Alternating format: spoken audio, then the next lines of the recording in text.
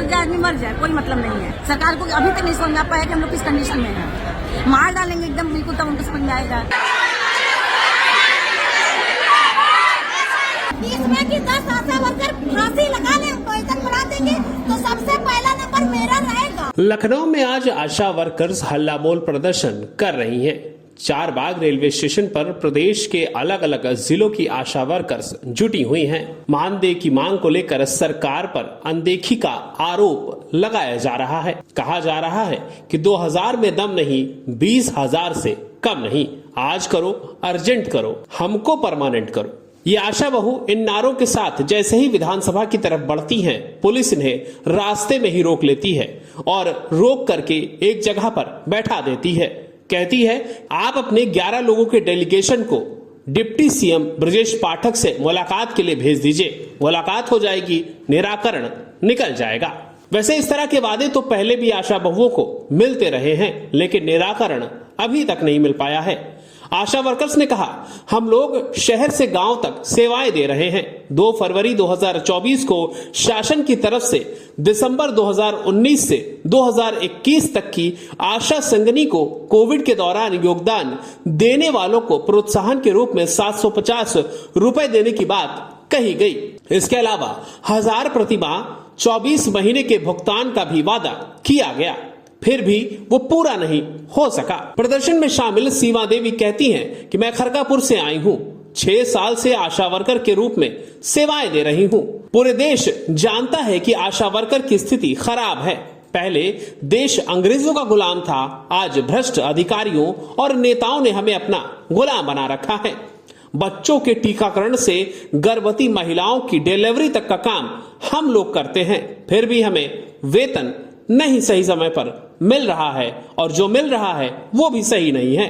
मेरा नाम सीमा देवी है। कहाँ से आई हैं? और मैं खरगापुर यूपीएससी से आई हूँ। जिस तरीके से भारत पहले अंग्रेजों का गुलाम था, आज महिलाओं को भ्रष्ट अधिकारी और आला अधिकारी और प्लस हमारे भ्रष्ट नेताओं ने गुलाम बना के रखा हुआ है। कोई वेतन नहीं, कोई मानदेय नहीं, कोई पैसा नहीं। बस 150 पोलियो का ले लीजिए, 100 रुपया फलेरिया का ले लीजिए। ऐसे बलगला के हमसे ऑनलाइन काम घंटों 24 घंटों लिया जा रहा है। हम टीकाकरण से लेके गर्भवती महिलाओं से लेके सारा काम उनको करके देते हैं, लेकिन इसकी कोई मानदेय नहीं। मैं तो 7 साल से काम कर रही हूँ, लेकिन 2005 से जब से ये गठन आशा वर्कर का हुआ, आप देख लीजिएगा स्वास्थ्य विभाग की रीढ़ की हड्डी मानते हैं। वो लोग खुद ये एक्सेप्ट किए कि स्वास्थ्य विभाग की रीढ़ की हड्डी, लेकिन रीढ़ की हड्डी को पैर से धर के तोड़ने का काम कर रहे हैं। पूरे प्रदेश में लाखों आशा वर्कर है और सब इस भ्रष्ट सरकार से परेशान है। परेशान कहने का मतलब अगर वो कहते ना इसमें कि 10 आशा वर्कर फांसी लगा ले, पॉइजन बना देंगे तो सबसे पहला नंबर मेरा रहेगा और बाकी और भी लोग फांसी लगाने के लिए तैयार हो जाएंगे। कितना शोषण हो रहा है। कितना मानदेय मांग रही हैं? मानदेय कोई है ये नहीं ना, वो हमें खुद बताए। सरकार बताए कि हमारा मानदेय क्या कहाँ जा रहा है, कि कोई ठेकेदार कोई खा रहे हैं, क्या खा रहे हैं, कौन खा रहा है। आपकी डिमांड कितनी है? हमारा डिमांड हमें 18,000 से कम नहीं है। बाकी अगर इस देश आजाद देश है, महिलाएं हैं, महिला बेटी है, महिला शक्ति है, महिला सब है, तो महिलाओं से पूछ लीजिए घर की उसके चम्मच से लेके नमक से लेके उसकी रोटी फीस सारा जिम्मा उसके ऊपर है। कम से कम उसको 25,000 दिया जाए। आशा वर्कर्स ने कहा आशा को स्वास्थ्य विभाग की रीढ़ भी कहा जाता है, लेकिन रीढ़ की हड्डी को पैर से तोड़ा जा रहा है। हम लोग मानसिक रूप से परेशान हैं। अगर सरकार कह दे कि फांसी लगा लो तो वेतन मिलेगा, तो हम सब पहले आत्महत्या करने को तैयार हो जाएंगे। बस बुक करके वहाँ से आए हैं, चंदा लगा करके आशाओं के साथ चंदा लगा करके वहाँ से आए हम लोग। गाड़ी इसलिए कि हम लोग की मांग पूरी की जाए। हम लोग का त्योहार पूरा कार्यक्रम नहीं कर पाते, बच्चे को कपड़ा नहीं ले पाते, मिठाई नहीं ले पाते। कोई त्योहार पड़ता है, होली दीपावली, उस पर हम लोग को लगता है कि सरकार कुछ अलग से हम लोग का कोई व्यवस्था करे, 1000 2000 4000 दे दे कि हम लोग अपना मतलब उस त्योहार को पूरे अपने आप को और सारे बच्चों को कंप्लीट कर सके कि हाँ आप त्योहार मना सके अच्छे से, खुशी से। कोई हम लोग की खुशी नहीं होती कि हम लोग खुशी से बैठ के त्योहार मना लें। कितने साल से आप इसमें काम कर रही हैं? 2006। अच्छा, अगर बच्चों की पढ़ाई कैसे होती है? अब बच्चों की पढ़ाई सर, अगर मान लीजिए हम प्राइमरी में पढ़ाते हैं, प्राइमरी पाठशाला में फ्री पढ़ाई होती है। अगर हम लोग अच्छा स्कूल पढ़ाना चाहें तो हम लोग पैसा नहीं है। इलाज के लिए सर स्वास्थ्य विभाग जाएंगे, वहाँ से अगर रिफर हो गया तो अब चाहे हम लोग चाहे कर्जा करें, चाहे जैसे भी करके उसको हम लोग, भाई बच्चा अपना है, और जैसे मान लीजिए रिलेशन के लोग हैं, घर के लोग हैं, अगर मान लीजिए कुछ दे दिए तो हो गया। पूर्ति तो करना, बच्चे हैं भाई, बच्चों को क्या समझाएं हम लोग कि हम लोग को 2000 पेमेंट है। 2000 के त्योहार में क्या सर हो सकता है बताइए आप। 2000 तो हम लोग मंथली मिलता है, महीने में एक बार।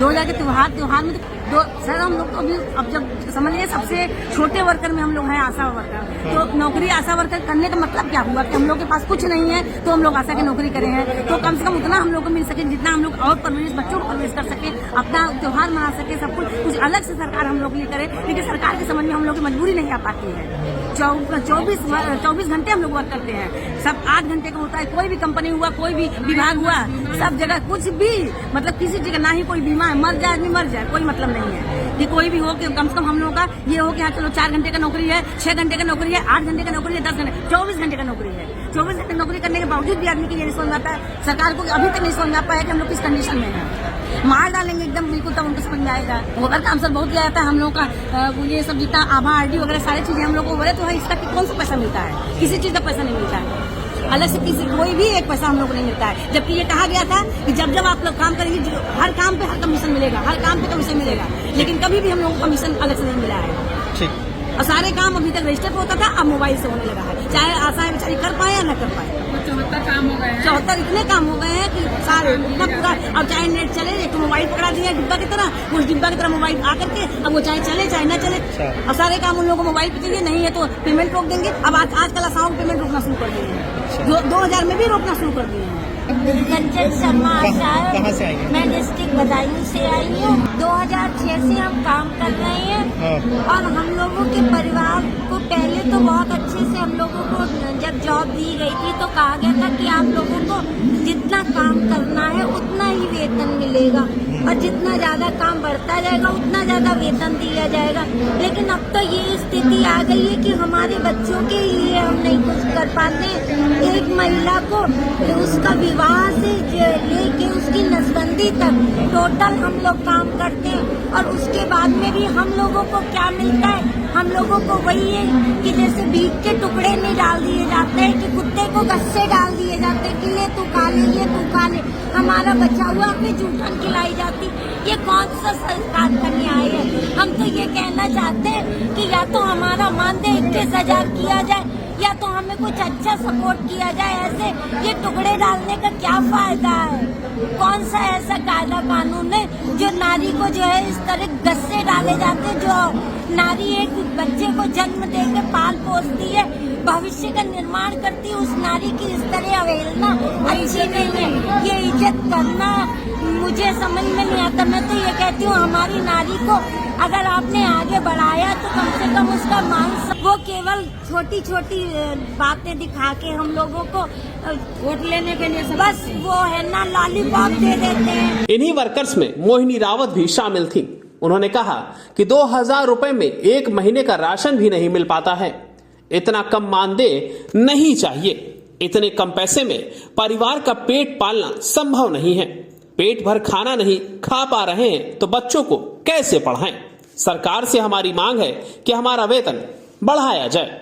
आशा बहुओं के प्रदेश अध्यक्ष विजय विद्रोही से हमारी टीम ने बात की। विजय विद्रोही जी, आपका हमारे चैनल अटल टीवी पे बहुत बहुत स्वागत है। जी धन्यवाद। विजय विद्रोही जी, जैसा कि देखने को मिल रहा है और खबरें निकलकर सामने आ रही हैं कि आशा वर्कर्स का एक प्रोटेस्ट चल रहा है, तो आप लोग किस कंटेस्ट में ये प्रोटेस्ट कर रहे हैं, इसके पीछे के कारण क्या है, किन किन मांगों को लेकर आप लोग प्रोटेस्ट कर रहे हैं? देखिए 2013 में भारतीय श्रम सम्मेलन ने सिफारिश की थी कि आशा वर्कर्स को कर्मचारी का दर्जा देकर न्यूनतम वेतन, मातृत्व अवकाश, ईपीएफ, प्रोविडेंट फंड और चिकित्सीय सुविधा ईएसआई कहते हैं उसको, ईएसआई ग्रेजुटी, और इनको जो है ईएलसीएल यानी वार्षिक छुट्टियां, ये सुविधाएं आम कर्मचारियों को मिलती है, ये इनको गारंटी की जाए। लेकिन सरकार अभी भी इनसे 2000 रुपए में काम ले रही है। 4 काम 6 काम को लेके भर्ती हुआ था, अभी इनका 54 काम है। रुपया इनका 2000-2500 है। प्रदेश के मुख्यमंत्री कहते हैं कि 6750 इनको मासिक भुगतान मिलता है, लेकिन सच्चाई है कि 3000 से ज्यादा कहीं भी किसी भी जिले में कोई भुगतान नहीं होता। एक तो सवाल ये है कि 45वें श्रम सम्मेलन का जो सिफारिश है इनको न्यूनतम वेतन का गारंटी करने और कर्मचारी मानने सहित सारी सुविधाएं देने का, उसको सरकार लागू करे। दूसरा ये है कि 2019 से लेकर के 2022 के बीच में इन सबों के कृत काम का जो इन लोगों ने पारिश्रमिक किया, मेहनत किया, उसका करीब 1.5 लाख करोड़ रुपए का जो भुगतान है वो नीचे से ऊपर तक बंदरबांट कर लिया लोगों ने। ये करप्शन का बड़ा सवाल है जो 3 साल से लगातार हम लोग उठा रहे हैं, लेकिन सरकार इसको ध्यान नहीं देना चाहती है। और उसमें बहुत बड़ी बड़ी रकम है, मैंने 2 लाख लोगों का जो है 24,000 रुपए की दर से 24 महीने का पैसा है, 750 रुपए की दर से 28 महीने का पैसा है। इस तरह से बहुत सारा एक हैवी अमाउंट है तो एक बात यह है कि इसका जांच कराया जाए, जांच करा करके पैसे की रिकवरी हो और इसका भुगतान हो। दूसरा जो काम बेगार में लिए जाते हैं उनका प्रोत्साहन राशि भी तय हो। तीसरा जो सवाल है कि अगर मान लिया आपकी न्यूनतम वेतन करने में आपको कोई दिक्कत आ रही है तो जो कई प्रांत है जहाँ 10,000, 12,000, 11,000 इस लेवल पर मिला, तो जो हाईएस्ट पेमेंट करने वाले स्टेट्स हैं, आप तो बहुत रिच स्टेट है, उत्तर प्रदेश है, बिगेस्ट स्टेट है, तो ये 10,000 क्यों नहीं दे सकता है? इक्वल कर दीजिए। एक सवाल ये भी हो सकता है। तो इन्हीं सारे सवालों को, इनका डेथ हो रहा है, एक्सीडेंटल डेथ है, बीमा का पैसा कटता है, इंश्योरेंस दे नहीं रहे, तो बहुत सारा, बहुत गुर्बत में है, बहुत तकलीफ में है और इनसे वसूली होती है। मतलब ये जो 2,000 मिलता है इसका वाउचर जमा करने का, इनसे 500 रुपए छिनैती कर ली जाती है, छीन लेते हैं। वो डराते हैं कि तुम्हारा नौकरी खा जाएंगे, तुम्हारा पैसा नहीं भेजेंगे, तो 2,000 करोड़ के आसपास वार्षिक वसूली है। तो ये सारे सवाल हैं जो सरकार की जानकारी में है, इनको बार बार हम लोग उठाते रहे। उन्हीं सवालों को लेकर अभी हम लोग आए थे कि बजट सत्र आने वाला है, कुछ आप सुनिए, कुछ करिए, इस भ्रष्टाचार पर लगाम लगाइए, हमारे काम का पैसा हमको वापस करिए और हमारे बारे में सोचिए भाई, 45वें सम्मेलन का सिफारिश लागू करिए। इसी इशू को लेकर हम लोग आए थे। विजय विद्रोही जी, इसके पहले भी देखने को मिला कि जब आशा वर्कर्स ने अपनी आवाज को उठाया तब ये चीजें निकलकर सामने आई हैं कि जो इतनी सारी समस्याएं हो रही हैं, इसमें एक मुख्य कारण या यूं कहे कि एक सबसे बड़ा हाथ अधिकारियों का रह रहा है। अधिकारियों की हिलाहवाली होती है और जिसका खामियाजा जो है वो आशा वर्कर्स को भुगतना पड़ता है। इस बात में कितनी सच्चाई है? देखिए, एक बात समझिए कि नौकरशाही तो पूरी भ्रष्ट है ही, लेकिन बेलगाम भी है और राज्य सरकार सब कुछ जानते हुए भी इस नौकरशाही को लूट की इजाजत देती है। ये इतना बड़ा स्कैम है। मैं जो कह रहा हूँ 1.5 लाख करोड़ रुपए इनका भुगतान का हेरफेर हो गया 3 साल में और 2,000 करोड़ का वसूली हो रहा है, तो ये इतनी बड़ी रकम है ये कि इस रकम की वसूली या इतने रकम को डकार जाना, ये खाली बिल्कुल ब्यूरोक्रेसी की हिम्मत नहीं है। 1,500 करोड़ का घोटाला था एनएचएम के अंदर, जिसमें कि बाबू सिंह को स्वास्थ्य मंत्री जेल चले गए और कई सीएमओ और ईडी एग्जीक्यूटिव डायरेक्टर का हत्या हो गया उसके घोटाले की जांच में। तो ये तो 1.5 लाख करोड़ का घोटाला है। तो इसको सरकार जान रही है। सरकार अगर अपने नौकरशाही को लगाम नहीं लगा रही है तो नौकरशाही में लगाम है या सरकार का नियंत्रण नहीं है उस पर, मनमानी हो रही है या फिर सरकार के संरक्षण हो रहा है। ये दोनों सवाल है ना। तो सरकार अगर जान रही है और सबूतों के साथ हम खड़े हैं तो सरकार एक कमीशन बैठाए। विजय विद्रोही जी, कमीशन नहीं बैठा रही है तो फिर तो ये नीचे लड्डू ऊपर से लेकर नीचे तक बैठाए, फिर तो ये माना जाएगा। विजय विद्रोही जी, आप लोग राजधानी लखनऊ पहुंचते, एक भारी संख्या में पहुंचते और अपनी आवाज को उठाते, तो क्या इसके बाद शासन प्रशासन की तरफ से आप लोगों की बात को सुना गया है या कोई बात कही गई है, कोई आश्वासन दिया गया है आप लोगों को? वार्ता हुई है और वार्ता जो है स्वास्थ्य सचिव और स्वास्थ्य मंत्री और प्रदेश के उप मुख्यमंत्री ब्रजेश पाठक के निजी सचिव दोनों की उपस्थिति में वार्ता हुई है। हमारा 10 सदस्यों का एक प्रतिनिधिमंडल गया था, बातचीत हुई है और उन्होंने कहा कि भाई आपका ये जो भुगतान वाला मसला जो अटका हुआ है, जो 2019 से लेकर के जो 22 तक हम 1.5 लाख करोड़ का क्लेम कर रहे हैं, इसमें उन्होंने कहा कि इसको लेकर कैबिनेट में बात हुई है और इस पैसे को देने की तैयारी हो रही है, इसका भुगतान सुनिश्चित कराया जाएगा। सरकार को नहीं बोलते हैं कुछ, लेकिन ये कह रहे हैं कि ये पैसा दिया जाएगा। विजय विद्रोही जी, तो क्या आप लोग इन सारी चीजों से सहमत हैं? वो कुछ करना नहीं चाहती। विजय विद्रोही जी, क्या आपको जो आश्वासन मिला है सरकार की तरफ से उस चीज से आप सहमत हैं? नहीं, सरकार तो लगातार 2 फरवरी 2024 को भी मेरी बातचीत हुई थी, जिसमें एनएचएम निदेशक थी और स्वास्थ्य सचिव थे और वो सरकार के साथ त्रिपक्षीय वार्ता थी। उस त्रिपक्षीय वार्ता में भी इन्होंने 18,000 करोड़ रुपया जो ये बेईमानी हो गया इसको देने का और तमाम सारे जो हमारे काम है जो बेगार ले रहे हैं उनका भुगतान करने का वादा किया था और ये बात तय हुई थी। और कुछ बेनिफिट हमारा जो बेसिक है 2,000 रुपए, इसको भी इंक्रीज करने का ये था कि 1,000 रुपया स्टेट गवर्नमेंट और 1,000 केंद्र सरकार के पास एक प्रस्ताव भेजा गया है, तो 4,000 रुपया इसको भी करने का बातचीत था। लेकिन वो 1 साल बीत गया।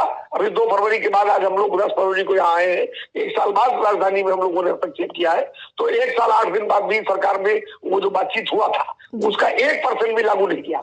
तो हमें कोई उम्मीद नहीं है कि सरकार इसको लागू करेगी, इसलिए हम लोगों ने ऐलान किया है कि हम लोग आगे यहाँ से लौट के जाए और एक बड़ी लड़ाई की तैयारी करें। जी, यानी कि आप लोगों ने प्रदर्शन को फिलहाल स्थगित कर दिया है, आप लोग अगली रणनीति की तैयारी कर रहे हैं।